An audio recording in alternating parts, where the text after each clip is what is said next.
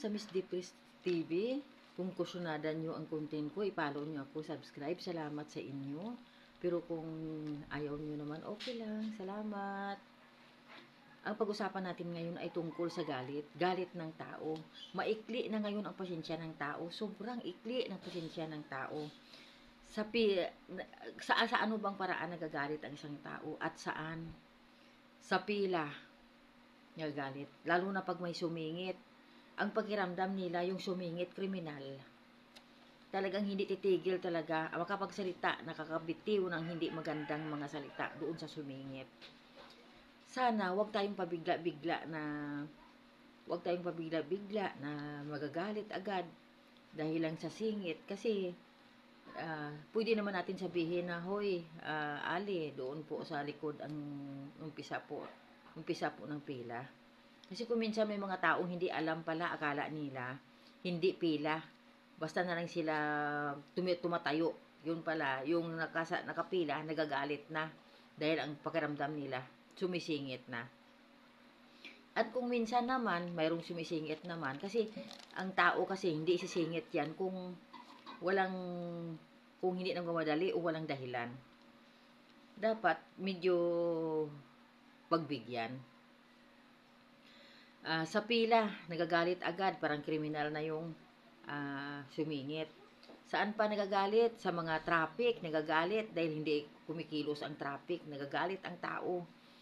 Ang bilis ng tensyon, ang bilis ng init ng ulo.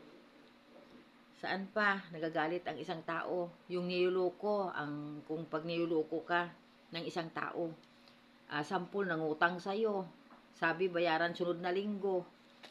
Pagdating ng sunod na linggo, wala naman palang ibayad sa'yo. Yun pala, gumagawa lang siya ng paraan para makuha ang pera mo. Yan, isa din ng kinakagalit ng tao sa mga taong nangungutang na hindi marunong tumupad sa mga usapan. Nagagalit ang isang tao pag nanahimik tapos ginalaw mo, nanahimik, sinaktan mo, nanahimik, inuunahan mo. Kaya kuminsan ang tao nagagalit. Dahil kung tutuusin, nanahimik, ginalaw mo.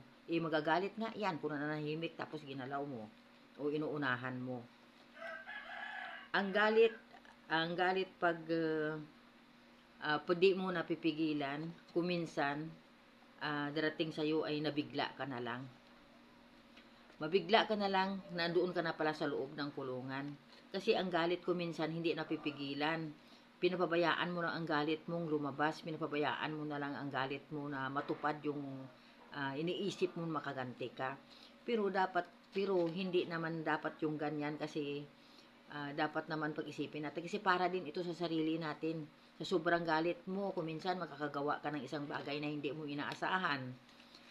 Kuminsan, nakakagawa ka ng isang bagay na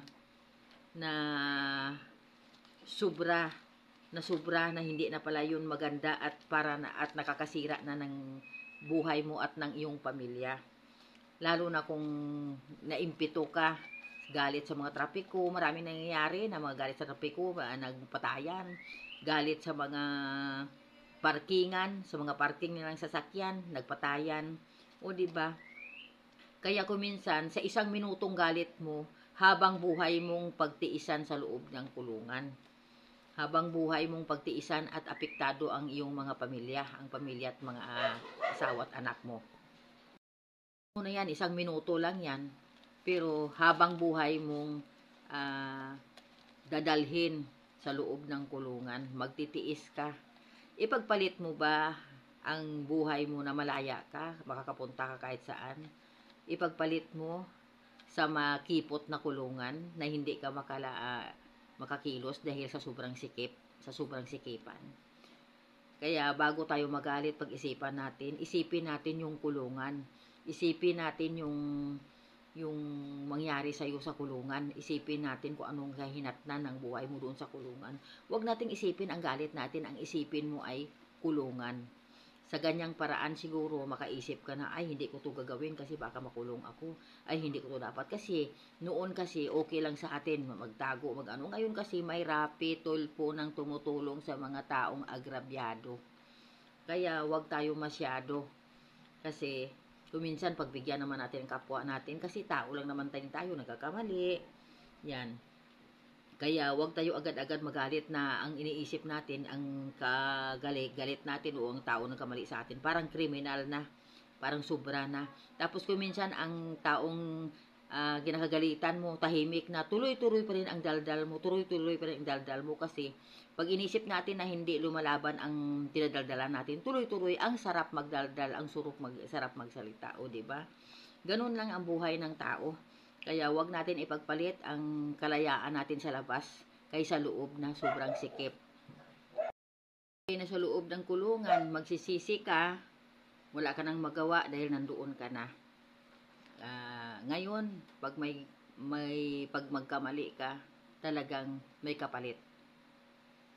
Hindi po pwedeng magtago ka man, ilang buwan lang ang tago mo, mahuli at mahuhuli ka pa rin. Dahil tutugisin ka ng batas. Kaya yan ang masasabi ko, kuminsan kasi mag-isip-isip din muna tayo bago natin ibuhos ang galit natin. Lalo na yung mga lalaki na pinipigilan mo, lalong na umaapo yan sa galit. Kaya mas mabuti pa nga, wag nyong pigilan, hayaan nyo sila, makapag-isip pa yan. Kaya sana pag-isipan din natin na pag sa oras na makulong tayo o may problema tayo, napakalaking problema ang darating sa buhay mo. Napakahirap may kaso.